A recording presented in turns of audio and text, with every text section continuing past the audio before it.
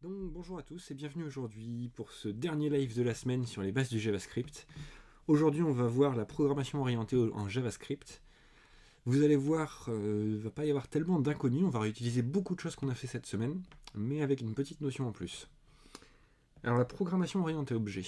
Avant de l'aborder, je vais vous montrer un petit truc quand même qui nous amène à ça.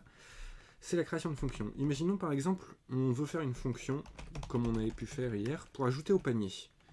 Donc on va faire une fonction add par exemple, à laquelle on passe un product. Product ID. Voilà, on fait notre fonction, je ne vais pas la faire, c'est pas le problème. Et on a un autre fichier dans lequel on veut faire un diaporama par exemple. Et dans ce diaporama, on veut pouvoir ajouter des images. Et bien on va faire une fonction add aussi, mais pour ajouter une image. Et là, quand on va exécuter, donc je vais rajouter. Alors celui-là, je vais le renommer en panier. Je vais ajouter dans mon body les deux scripts. Donc on a le script src égale panier.js et on a le script diaporama.js. Là, si on va exécuter notre page, alors je vais aller sur le navigateur. Hop. Dans la console, j'ai encore les données d'hier, je vais les supprimer. Hop. Et ici, je vais faire un add, donc appeler ma fonction. Et je vais passer par exemple un produit ID. Voilà. Et là, est-ce que vous sauriez me dire quelle fonction va être appelée entre les deux? Et bien c'est compliqué à savoir d'avance vu que les deux s'appellent add. Quand je vais cliquer, on passe dans diaporama add et on ne passe pas dans panier add. Pourtant c'était un produit que je voulais acheter et donc c'est cette fonction là que je voulais appeler. Pourquoi ça a appelé le diaporama? C'est tout simplement l'ordre dans lequel on a mis les fichiers. J'ai mis d'abord panier et ensuite diaporama. Du coup, il a d'abord défini la fonction add de panier, et après il arrive dans diaporama, et il va écraser la fonction add qu'on avait définie dans panier pour définir la fonction add du diaporama. On n'a plus donc qu'une seule des deux fonctions qui fonctionne, et c'est vraiment pas pratique, parce qu'on voudrait pouvoir continuer à servir du panier.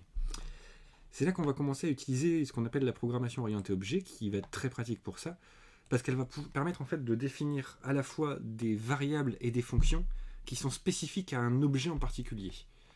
Donc par exemple, si je reviens ici, je vais créer ce qu'on appelle une classe. Alors, je vais revenir juste après sur les classes. Je vais l'appeler diaporama. Avec un D majuscule. On met toujours une majuscule sur les noms de classes. Alors ça, c'est la définition d'une classe. Dans une classe, on peut définir ce qu'on appelle des méthodes. Alors on ne parle pas de fonction, mais de méthode. Ça revient au même.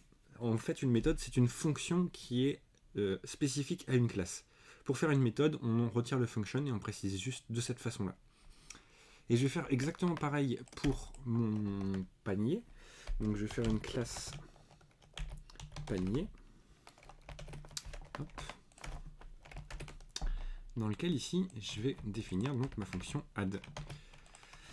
Je vais rajouter des consoles.log, comme ça, on va pouvoir voir un peu ce qui se passe. Hop. Et le même dans diaporama. Ajout image. Cette fois-ci, si je retourne sur mon exécution, je rafraîchis ma page, hop, je retire mon point d'arrêt, je vais faire ce qu'on appelle une instance. Une instance, alors c'est un peu le concept des classes, c'est là où je voulais en venir. En programmation orientée objet, on a des classes et des objets. Une classe, si vous faites un petit peu de pâtisserie, j'aime bien cette métaphore, une classe c'est un peu un moule. C'est-à-dire, imaginons c'est un moule à cake. Avec un moule à cake, vous pouvez faire beaucoup de choses. Vous pouvez faire des cakes, vous pouvez faire des 4 quarts, vous pouvez faire des gâteaux, vous pouvez faire beaucoup de choses différentes avec le même moule. Avec les classes, c'est pareil. La classe, en fait, elle définit un certain modèle. Donc, par exemple, pour le moule à cake, on a quand même une taille et une forme. Pour autant, avec ce même moule, on va être capable de faire plusieurs choses différentes. Donc, la classe, c'est un peu le moule. Et l'objet, c'est l'instance qu'on va faire d'une classe. C'est un peu le gâteau qu'on va sortir de notre classe. Donc, là, pour l'instant, il n'y a pas de propriété. On va y venir après sur les différences. Mais donc là, on peut créer une nouvelle instance. Donc, par exemple, on va faire un var diapo égale new diaporama. Ça, c'est ce qu'on appelle un constructeur. C'est un appel de constructeur et ça fait une instance. Donc on a maintenant une variable diapo. Si je tape diapo ici, on voit ici qu'on a un objet diaporama. Alors contrairement à ce qu'on a vu en début de semaine, ce n'est dans ce cas-ci pas un objet anonyme, mais bien un objet instancié d'une classe. Et on peut aussi faire donc un var panier égale new panier. Et cette fois-ci, si on veut appeler la méthode add, donc on peut faire diapo.add. Alors il faudrait lui passer quelque chose, mais je vais lui passer n'importe quoi. Et quand je fais un trait, là, il me dit bien ajoute une image. Et si jamais je fais un panier.add, donc la même méthode, cette fois-ci, il me dit bien ajoute au panier. Donc j'ai bien réussi à faire deux fonctions add différentes, mais qui sont spécifiques du coup à un objet, et qu'on va pouvoir appeler dans le contexte de cet objet-là, et qui donc vont exécuter le code approprié. Voilà un peu le concept de la PO. Alors maintenant, ce que je vous propose, vu qu'on est bien parti, c'est de faire le diaporama en lui-même. Donc on va faire le développement complet du diaporama en classe. Alors un diaporama, qu'est-ce que c'est ? C'est un ensemble d'images qu'on va pouvoir faire défiler avec des boutons ou un timer. Alors j'ai déjà prévu quelques images ici dans un dossier. Donc dans l'idée, c'est déjà, on va faire un constructeur. Donc le constructeur, pour le faire en JavaScript, c'est constructor. C'est ici qu'on va pouvoir définir nos propriétés. Alors les propriétés, j'en ai déjà parlé très rapidement. En fait, les propriétés, c'est l'équivalent des variables, mais dans une classe. Donc c'est de la même façon, si vous définissez une variable qui s'appelle, je sais pas, chaîne, et que vous la redéfinissez une deuxième fois, vous allez l'écraser. Par contre, au niveau d'une classe, si vous définissez une propriété chaîne, elle va être spécifique à l'instance que vous allez faire. Et vous allez donc pouvoir définir une chaîne différente pour chaque instance d'une même classe. Donc ici, on va par exemple définir une propriété this list image qui va permettre en fait d'avoir la liste des images qu'on aura dans le diaporama. Par défaut, je vais définir une valeur à un tableau vide, ce sera un tableau d'images, on le renseignera plus tard. Dans le constructeur, on préfère généralement mettre les valeurs par défaut et après on va les renseigner. On a aussi quoi d'autre ? Rien pour le moment, on verra après. Donc on a une fonction addImage. L'idée c'est que cette image, on puisse l'ajouter donc dans notre liste d'images. Alors on a déjà vu un petit peu le mot-clé this, qui était un mot-clé spécifique dans les événements, qui permet de préciser qu'on essaie d'atteindre le bouton qui a défini cet événement en particulier, enfin qui l'a déclenché. Dans les classes, c'est pareil en fait. Quand on utilise this dans une classe, this ça va faire référence à l'instance de la classe qui a appelé la méthode. Donc par exemple, this.listImage .push image.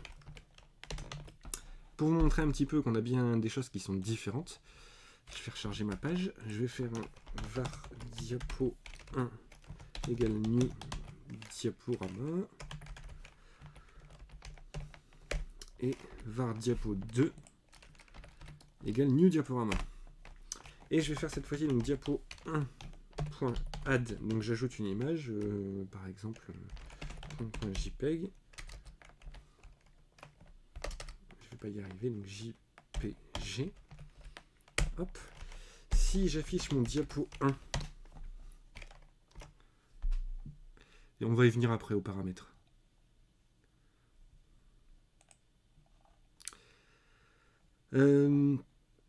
Donc au niveau du diaporama 1, on a bien notre liste image ici, donc la propriété qui contient le pont.jpeg. Par contre, si je regarde diapo 2, on a ici un autre objet de la classe diaporama qui est une liste image qui est vide.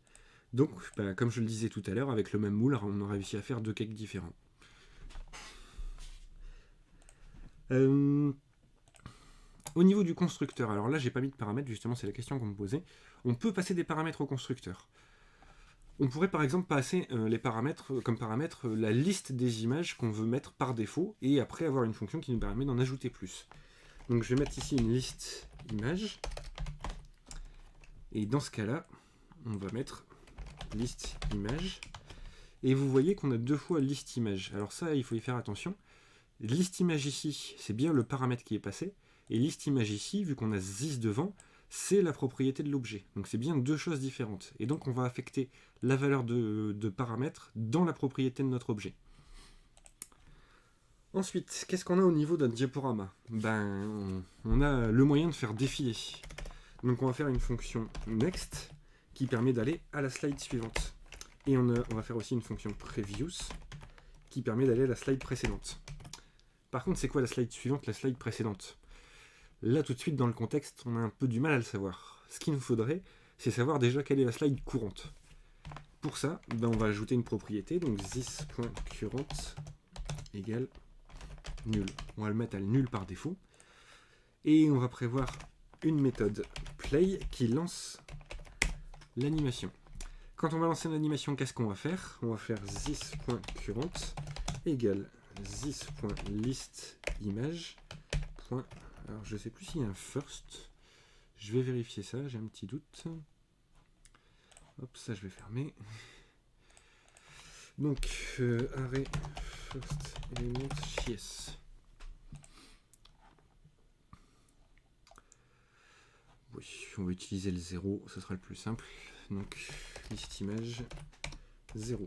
Comme ça, on définit au moment où on lance notre diaporama que l'image courante, c'est la première image qu'on a dans le tableau. Le next, qu'est-ce qu'on va faire? On va essayer de récupérer donc l'image courante. Pour ça, on va essayer de récupérer surtout l'index de l'image courante. Donc pour ça, on va faire un this.listImage. Il y a un moyen pour récupérer la clé. Hop, ça aussi je vais fermer.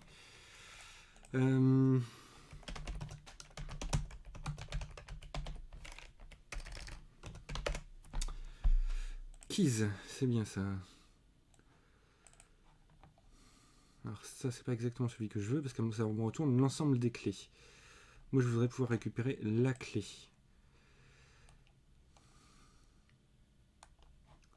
Hop. Bon,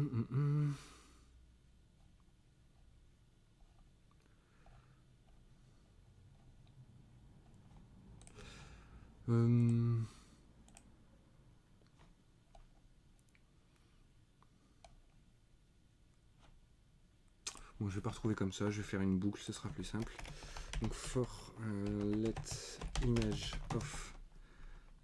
Je vais pas y arriver comme ça non plus. Donc for let i égale 0, i inférieur à this.listImage.length. Donc je boucle sur mon tableau d'image par rapport à la taille de ce tableau. I plus if i plutôt faire this listImage i égale this.current. Ça veut dire dans ce cas-là que l'image dans le tableau qu'on est en train de parcourir, c'est bien l'image courante. Dans ce cas, on va récupérer le i. Et le i, qu'est-ce qu'on en fait? Eh bien, on fait un this.current égale this.listImage de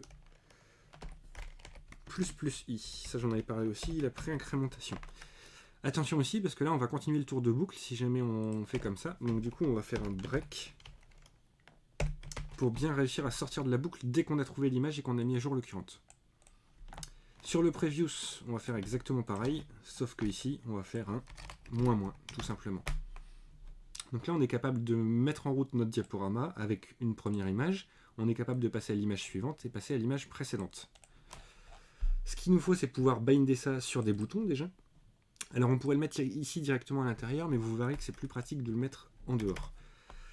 Donc, on va faire une fonction, une méthode qu'on appelle prépare event, par exemple. Et on va créer notre diaporama en HTML, parce que là, on va en avoir besoin. Alors notre diaporama, on va faire un div id égale diaporama. Je suis en train d'hésiter, mais...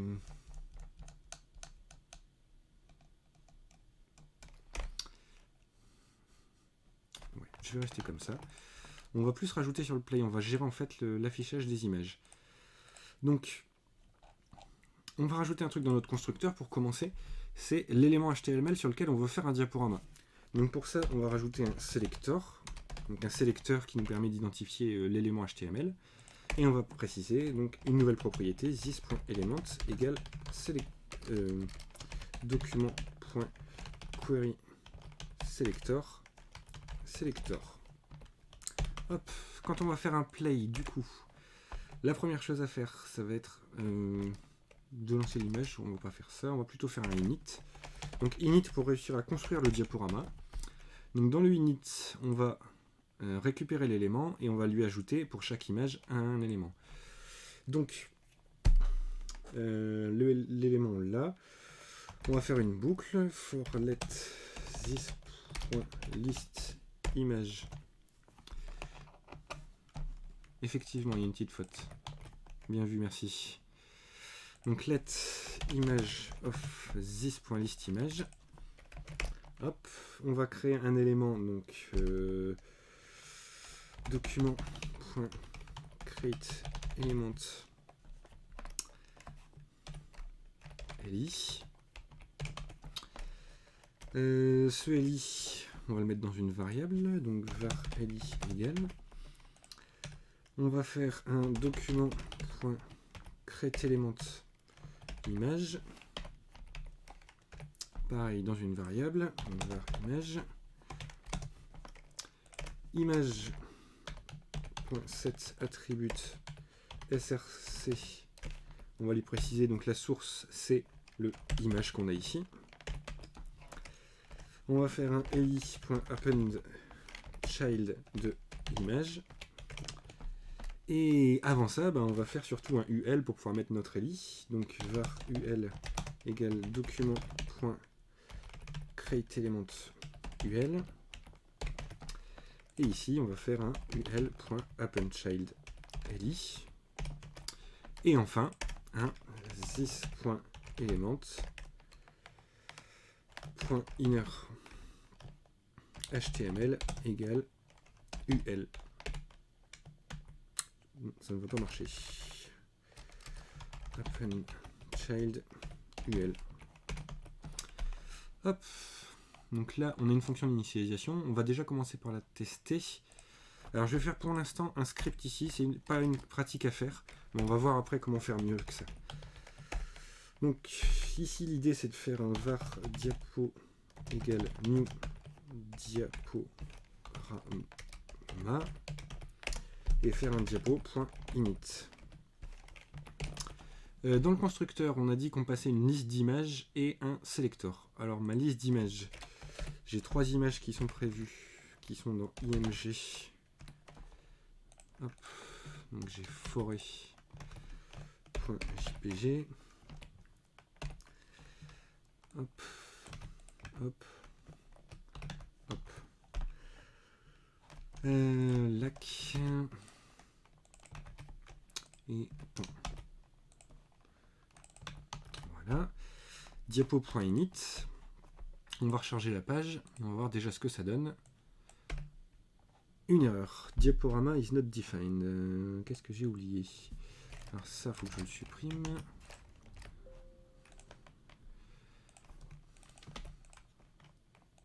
Une faute de frappe encore. Cette fois-ci, cannot read property append child of null. Ouais. Alors, on va aller débugger un petit peu le code.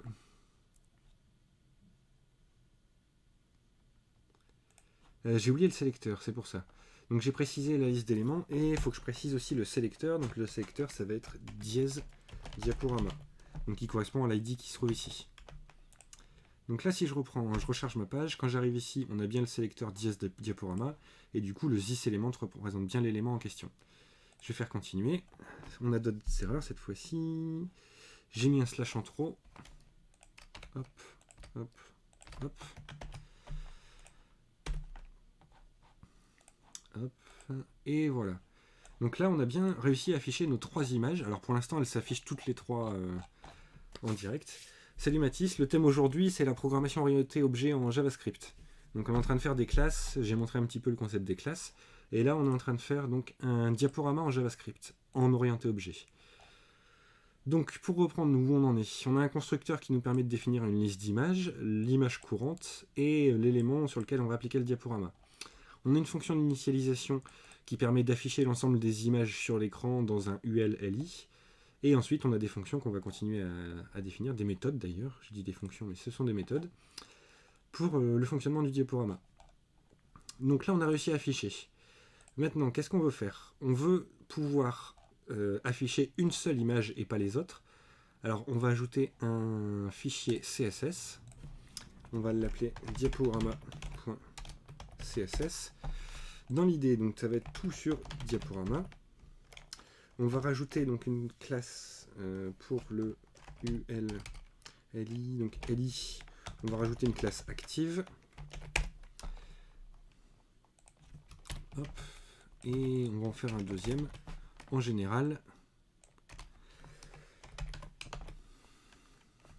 Hop. Donc en général, les images, on va leur mettre un display none. Comme ça, elles ne s'affichent pas. Et si jamais on a la classe active sur le LI, on va leur mettre un display block. On va rajouter aussi un truc pour supprimer les points sur les LI. Donc list style type none. Hop, et du coup dans notre diaporama, pour réussir à afficher la première image quand on fait un play, on va récupérer donc le this.element. Alors on a vu un peu la navigation la dernière fois, donc on a le child node, ou sinon je vais le faire avec un sélecteur, ce sera plus simple. Document.query selector. On peut reprendre donc je vais enregistrer le sélecteur ici. Hop, on peut reprendre donc notre sélecteur et on va ajouter donc le li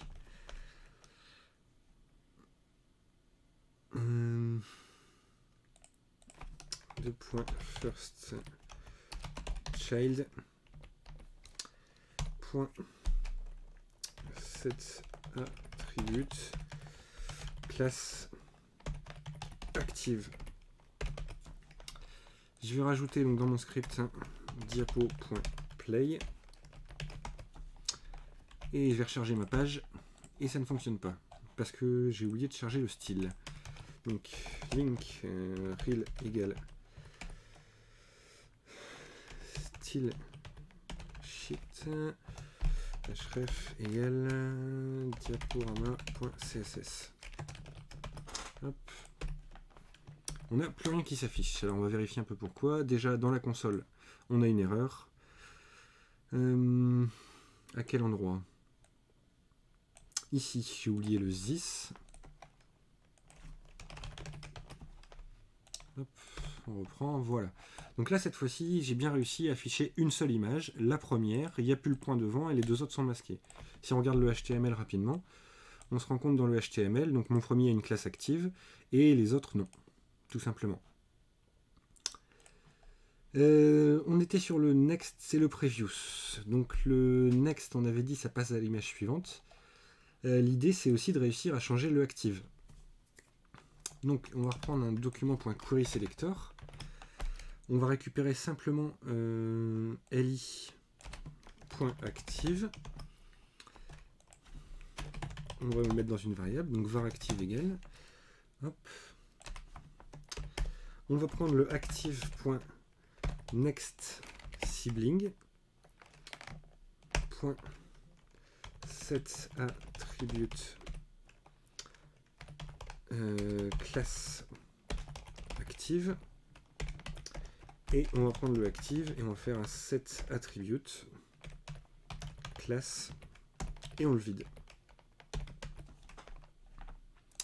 Hop, si je reprends ici, j'ai toujours mon image et si jamais je fais un diapo, alors faut que je revoie comment je l'avais appelé, diapo tout court, point next, est-ce que ça va fonctionner? Eh bien non. Qu'est-ce qui s'est passé? Le next sibling n'est pas le bon. je reprends, je recharge, je refais un next. Ici, quand on regarde le next sibling, en fait, il a sélectionné... Alors, il a sélectionné le active, et next sibling, donc c'est le LI suivant. Ah non, j'ai mis active en... sans mettre les quotes autour. Hop, voilà. Je reprends, hop, hop. Diapo.next, donc le next sibling c'est bon. Hop, voilà, cette fois-ci ça fonctionne. Hop, je vais retirer mon point d'arrêt. Donc si je refais un next, on passe à l'image suivante. Donc notre next fonctionne bien cette fois-ci. On va passer sur le previous. Donc le previous, ça va être la même chose, comme on a dit, sauf que cette fois-ci, au lieu d'avoir un next sibling, on va faire un previous sibling. Hop, je recharge, je fais un next, je passe à la suivante. Je fais un previous, je repasse à la précédente. Donc notre next et previous fonctionnent bien. Maintenant, il y a les événements. Donc les événements, on va commencer par un événement sur un clic bouton. Donc par exemple, dans mon diaporama ici, j'ai rajouté au niveau du init un UL avec les images. Je vais aussi rajouter un var button égale document.createElement previous. Et je vais faire un this.elementAppendChild. Je pourrais le mettre directement. Oui, non, je vais rajouter aussi un button.set attribute id égale. Plutôt mettre une classe.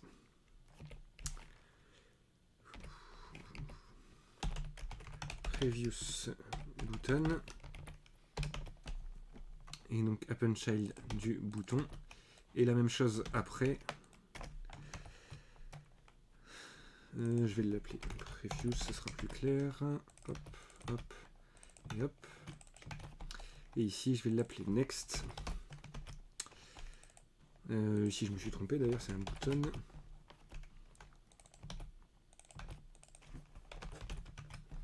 Next button, donc Next et Next. Hop, si je reprends ici, on devrait avoir cette fois-ci les deux boutons.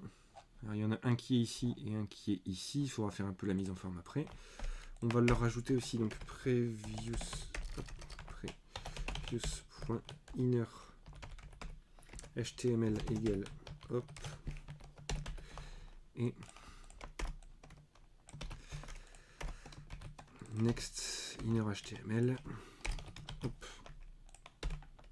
Voilà, on a bien nos deux boutons qui sont présents ici.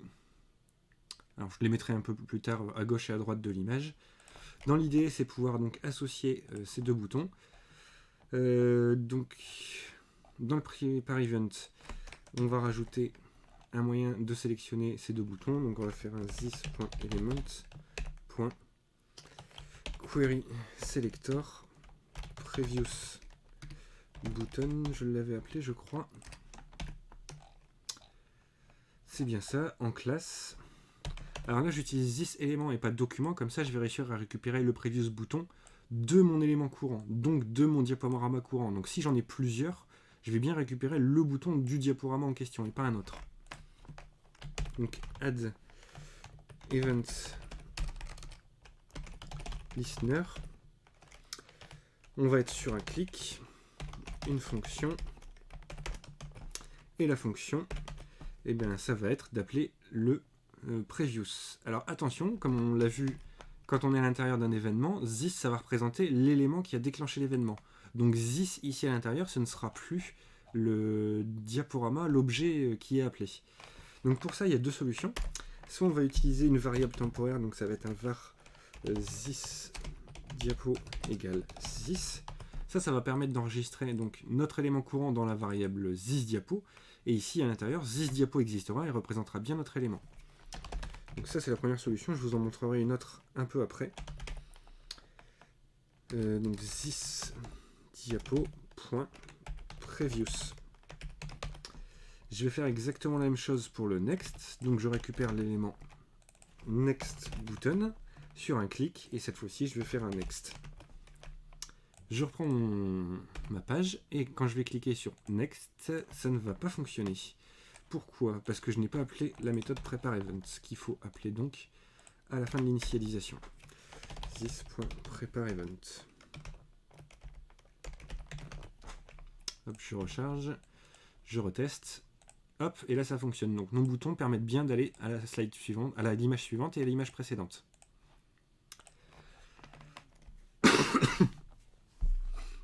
Donc là on a plus ou moins terminé notre diaporama, il resterait un peu de mise en forme à faire. Il y a d'autres choses que je vais vous montrer qui sont plus intéressantes parce que le CSS, je pense que vous avez tous plus ou moins le niveau. Ce qui va être intéressant, déjà, c'est une autre façon de faire. Alors vous avez peut-être déjà vu ce qu'on appelle les fonctions fléchées.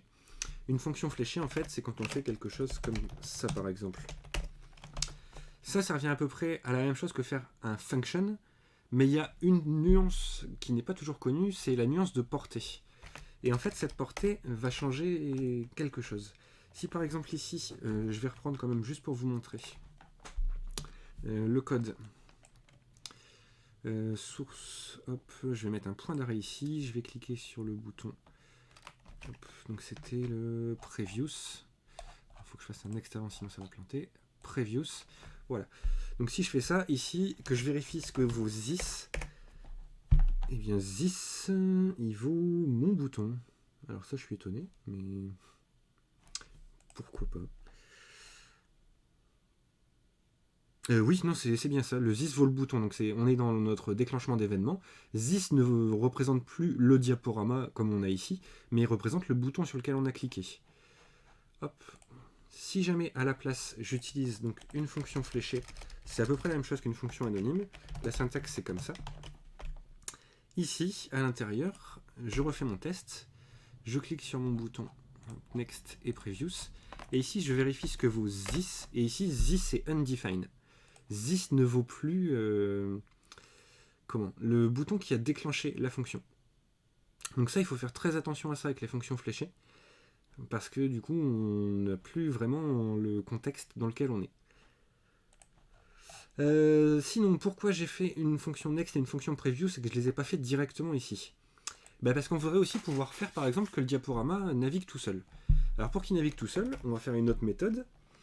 On va faire une méthode qu'on appelle autoplay. Et dans l'autoplay, on va faire un set interval. Alors le set interval, c'est un peu comme le set timeout. La nuance, c'est que le set timeout, quand on l'utilise, il va déclencher une fonction après un certain temps. Le set interval, il va redéclencher cette fonction tous les autant de temps. Donc par exemple, on va faire ici un function. Hop. On va refaire la même chose qu'ici avec un thisDiapo. Et à l'intérieur, on va appeler un thisDiapo.next toutes les 5 secondes par exemple. Donc c'est en millisecondes, donc il faut préciser 5000. Hop, j'enregistre et vous allez voir que ça fonctionne relativement. Alors il faut que j'appelle aussi le autoplay à la fin du init. This.autoplay. Hop. J'enlève mon point d'arrêt. Je recharge ma page et j'attends quelques secondes et ça passe au suivant tout seul. Et j'attends encore quelques secondes et ça passe au suivant. Et là, si j'attends quelques secondes, vu qu'on n'a plus d'image après, ça va planter. C'est là où je voulais venir juste après. Hop, au niveau du console, là cette fois-ci, on a une erreur qui nous dit il ne peut pas faire cet attribut de nul. Donc déjà pour revenir sur le next et previous, l'avantage c'est qu'on a réussi à faire une fonction qui va à la slide suivante et la slide précédente, qu'on a pu réutiliser plusieurs fois. On a pu l'utiliser quand on clique sur le bouton, mais on peut aussi l'utiliser sur le autoplay. Donc ça a ça de pratique, parce que si on avait mis le next ici à l'intérieur, on aurait été obligé de redéfinir la même chose que dans le next, ici dans l'autoplay, donc c'est de la duplication de code, et ça c'est une mauvaise pratique. Donc maintenant, pourquoi on n'arrive pas à passer? Parce qu'on a 3 images, et quand on est à la 3e, on essaie d'aller à la 4e qui n'existe pas. Donc il faut rajouter un petit truc, quand on fait un next, il faut vérifier si le i++, donc celui qu'on veut faire ici, s'il n'est pas déjà au bout. Donc if i égale this.listImage.length, à ce moment-là, ça veut dire qu'on est au bout, et à ce moment-là, on va faire un this.listimage égale listimage 0. On revient au début. Et sinon, hop, comme ça. Oui, je fais toujours la faute GTH et GHT. Donc sinon, on fait un plus. Hop, tout ça, ça va être pareil. Si jamais, hop, on a... alors le actif, dans tous les cas, on va le retirer. Si on est à la fin, à ce moment-là, on va récupérer donc le this-selector list-active. Et on va surtout modifier, non pas le next sibling, mais document. Alors c'est pareil ici, j'aurais plutôt dû utiliser le this.element. Et ici, donc on va faire un this.element.query selector li de point first child. Je l'ai perdu, tiens, entre deux. .set attribut classe active. Et sinon, hop, on fait un active comme on avait fait, donc avec un next sibling.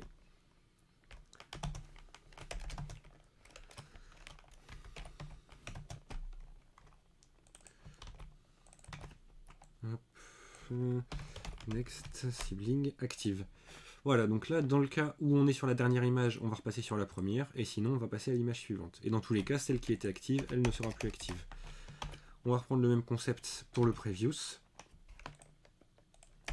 Hop, donc si jamais, hop, là par contre on va passer au last child. Donc si jamais on est sur la première et qu'on essaie de revenir avant, on revient sur la dernière. Et si jamais on n'est pas sur la dernière, on va faire un moins. Ça on n'en a plus besoin, ça on n'en a plus besoin. Hop, et là c'est bon, je reviens sur ma page. Si je fais next, j'ai encore une erreur. Hop, quelle erreur? Alors je vais débugger comme d'habitude.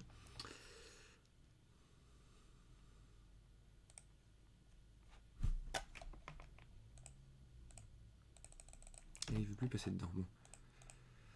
Ok. Et là, cette fois-ci, le i vaut 2 et length vaut 3. Ah oui. C'est la petite nuance. On a bien 3 images, mais qui sont indexées de 0 à 2. Donc ici, en fait, ce qu'il faudrait faire, c'est démarrer à 0, faire un inférieur ou égal à length plus 1. Avec les parenthèses. Ou moins 1 plutôt d'ailleurs. J'ai un doute.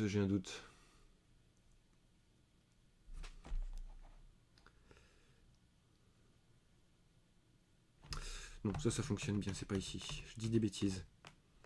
C'est plutôt ici où il faut vérifier, donc if i length moins 1. Hop, là on va être capable de bien vérifier comme ça. Et d'ailleurs, ça c'est dans le cas du next, length moins 1. Et dans le cas du previous, c'est pas ça, c'est si jamais le i égale à 0.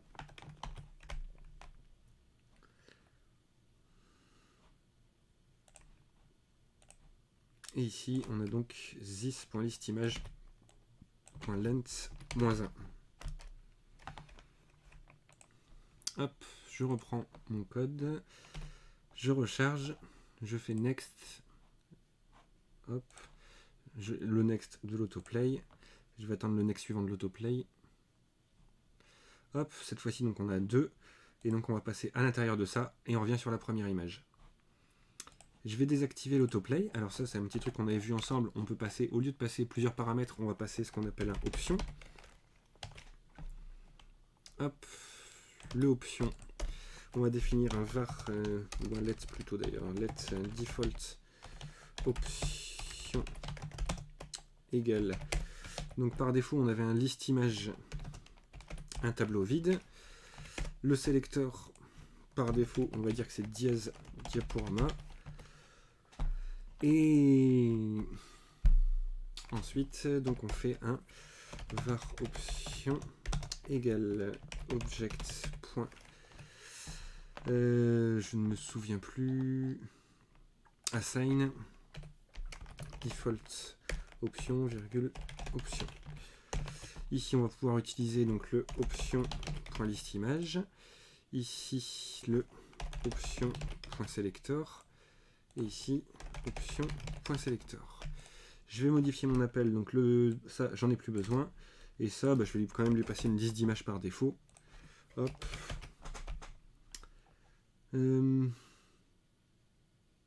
Expected 2 points. Oui, ça c'est donc le list image. Hop, et qu'est-ce que je voulais faire? J'ai perdu. Oui, le autoplay. On va rajouter donc un autoplay par défaut à true qui fait que if this.autoplay, à ce moment-là, on active le autoplay et sinon on ne l'activera pas. Donc là, je recharge par défaut. Il le passe toujours. On peut même aller un petit peu plus loin avec le autoplay. On va lui préciser, au lieu d'un true ou false, on va lui préciser 5000 par défaut. Et si jamais il est différent de, s'il est différent de 0, on active l'autoplay. Si on le met à 0, à ce moment-là, il n'est pas activé. Et ici, du coup, on va pouvoir utiliser le thisdiapo.autoplay. Voilà, on a fait un composant plutôt bien avancé. Donc là, par exemple, si je rajoute autoplay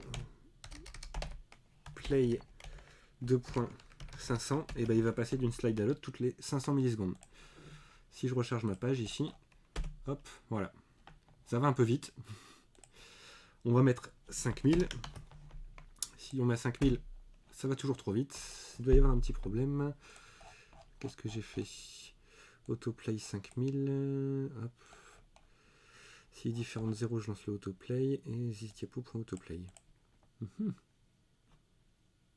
Il y a peut-être une minuscule tout simplement. Oui.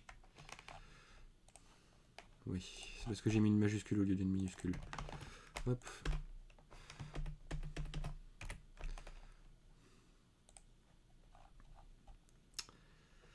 Hop. L'autoplay undefined. Pourquoi? Qu'est-ce que j'ai oublié? Oui, je dois le définir tout simplement. 6.autoplay égale option.autoplay. Hop, on va y arriver. Cette fois-ci, il vaut bien 5000. Hop. Donc là, on passe d'une diapo à l'autre toutes les 5 secondes, normalement. Voilà. Et si je reprends, je vais sur 500. Hop, je recharge la page. Là, cette fois-ci, c'est toutes les demi-secondes. Donc on est capable de paramétrer notre diaporama et voilà à peu près tout. On a fait à peu près le tour de tout ce qu'on pouvait faire. Et une petite chose en plus, donc je vous ai dit ici, c'est pas bien de faire un script. Dans l'idéal, quand on va faire une application, on va plutôt utiliser un fichier qui gère l'application. Donc on va l'appeler application.js. Donc une autre classe avec un A majuscule. Cette application, elle a un constructeur aussi. Ce constructeur, qu'est-ce qu'on va lui mettre? Les autres éléments qu'on utilise dans notre application. Donc par exemple, on va rajouter un diaporama parce qu'on veut utiliser un diaporama dans notre application. Donc on va ajouter une variable thisdiapo égale nul pour le moment. On va rajouter une initialisation et on va faire un this.diapo égale new diaporama en lui passant donc les paramètres qu'on avait ici. Hop, et un this.diapo.init. Qu'est-ce que ça va changer? Ici, on va avoir un var app égale new application et un app.init. Et ça, en fait, ça va être tout le code qu'on aura en procédural, donc qui n'est pas en orienté objet. Dans une application, PO JavaScript. On aura juste ces deux lignes-là qui vont lancer notre application. Et après, notre application va utiliser les différents éléments qu'on aura construits pour construire notre page. C'est faire ce genre de choses-là qu'il faut tendre. Hop. Parce que comme ça, on évite tout ce qui est procédural. On a vraiment de l'orienté objet. On a quelque chose qui va être beaucoup plus facile à réutiliser. Et on pourrait très bien faire, donc par exemple, un autre composant panier.js dans lequel on a un ensemble de fonctions. Et si on a besoin de notre panier, au niveau de notre application, on va rajouter un this.panier égale machin truc. Si on veut faire un deuxième diaporama, parce qu'on en a deux qui sont affichés avec des images différentes, on pourrait faire un donc this diapo header dans lequel on va mettre notre header, et on pourrait faire un this.diapo footer qui comporte d'autres images, et on va donc définir de la même façon un deuxième diapo en footer avec potentiellement d'autres images. Et je vais vous le montrer quand même pour vous voyez bien. Hop, je vais retirer le panier. Ce sera les mêmes images, mais c'est pas bien grave en soi. Le autoplay, je vais le passer à 0 tous les deux pour la démo, ce sera plus pratique. Maintenant, si je reviens sur ma page, hop, j'ai un truc qui ne va pas.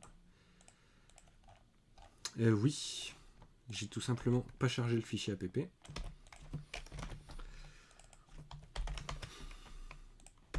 Je recharge ma page, j'ai une erreur. File not found. Application. Hop. J'ai bien deux diaporamas, il n'a pas réussi à me les afficher. Pourquoi? Application, j'ai bien fait un init à chaque fois.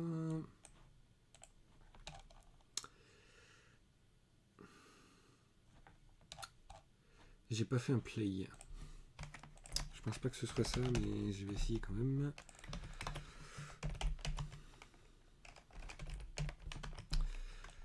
Hop.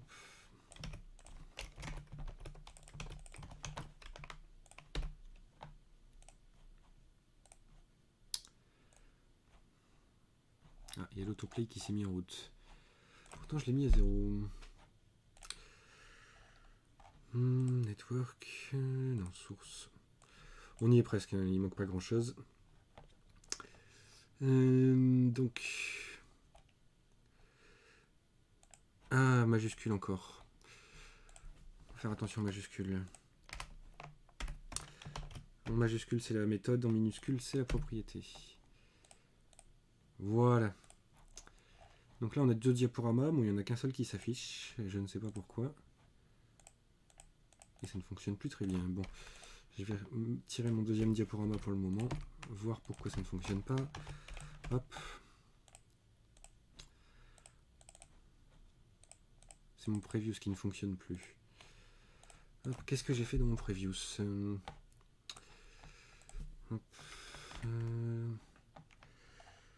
Oui, il y a une erreur au niveau du previews. Alors, je vais le mettre sur le côté, ce sera plus pratique.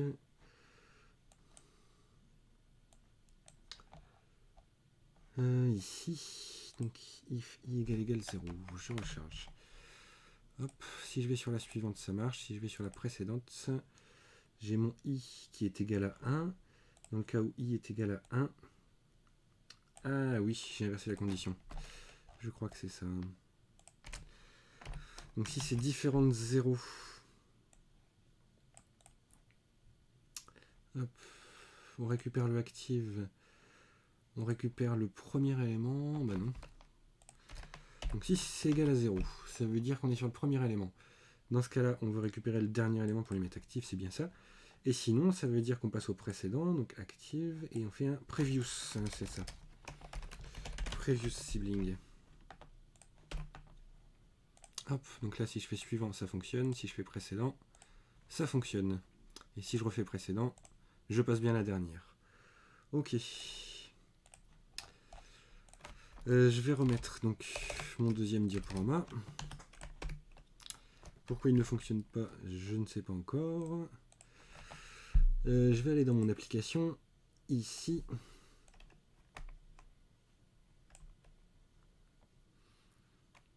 Hop, quand je fais un new diaporama, alors ça, peu importe. Ici, donc je fais un new diaporama, diaporama footer.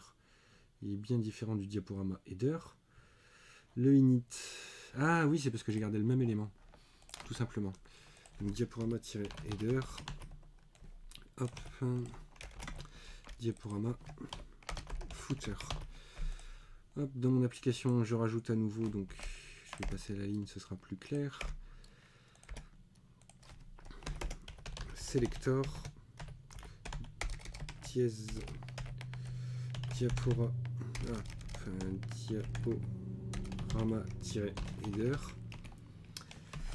Et la même chose pour le deuxième. Diaporama footer. Hop, je reprends. Je recharge. Voilà. J'ai bien mes deux diaporamas qui ne fonctionnent pas non plus. On va finir par y arriver.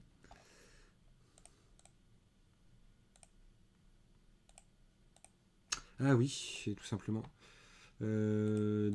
Ici, j'ai utilisé diaporama directement. Ce qu'il faudrait utiliser, c'est plutôt donc dans ce cas-là une classe .diaporama. Quand je fais mon diaporama, j'initialise init, je récupère le bouton, donc je vais faire un this.element.set attribute classe diaporama. Hop.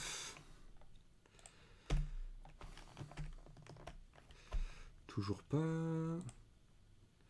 Pourquoi? Si, là c'est bon, pardon. Et donc, si j'appuie sur cette flèche-là, ça va modifier celui-là. Et si j'appuie sur cette flèche-là, ça va modifier celui-là. Donc on a bien deux diaporamas qui sont gérés indépendamment l'un de l'autre avec le même composant. Et ces deux diaporamas, au final, on les a appelés simplement en faisant un new diaporama et en lui passant les paramètres. Voilà. C'est à peu près ça, en fait, toute la puissance de la programmation orientée objet. C'est qu'on est capable, comme je le disais au début, de faire une classe, donc un moule, pour faire quelque chose. Et à l'intérieur de ce moule, on peut créer plusieurs gâteaux. Là, on a deux gâteaux diaporama, deux beaux gâteaux qui sont totalement indépendants l'un de l'autre et qui vont fonctionner de façon indépendante et qu'on peut utiliser et modifier de façon indépendante. On pourrait par exemple ici utiliser le autoplay 500 et ici le autoplay 1000 et on va bien voir quand je recharge la page qu'ils ne vont pas se recharger à la même vitesse. Enfin, ils vont pas, voilà, ils passent pas du tout au suivant à la même vitesse. Voilà, on a vu à peu près tout, donc on a revu à peu près tous les concepts qu'on a vus au début, les variables, les boucles, les fonctions, la gestion des événements, la manipulation du DOM.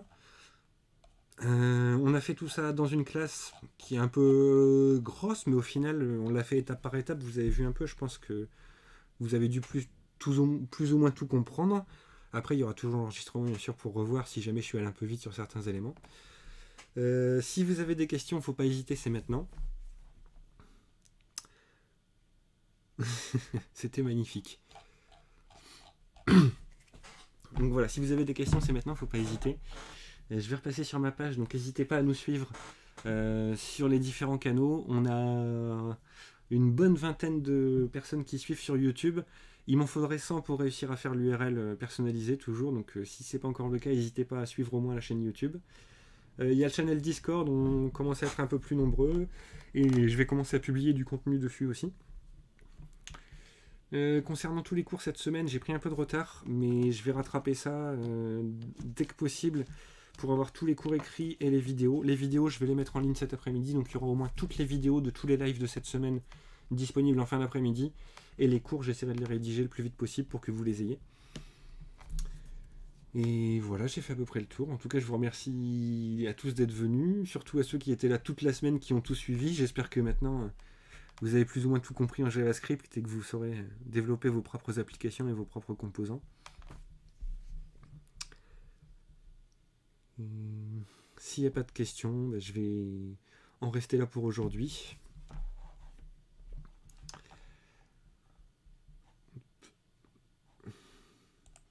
Oui, vous avez les bases, c'est ça l'idée. Vous avez toutes les bases pour faire du JavaScript. Et en plus, vous avez, avec toutes ces bases-là, vous êtes maintenant capable de faire de la programmation orientée objet facilement. Je vous remercie. Et une bonne continuation. Et on se revoit probablement pour d'autres lives sur d'autres sujets à partir de la semaine prochaine. Au revoir.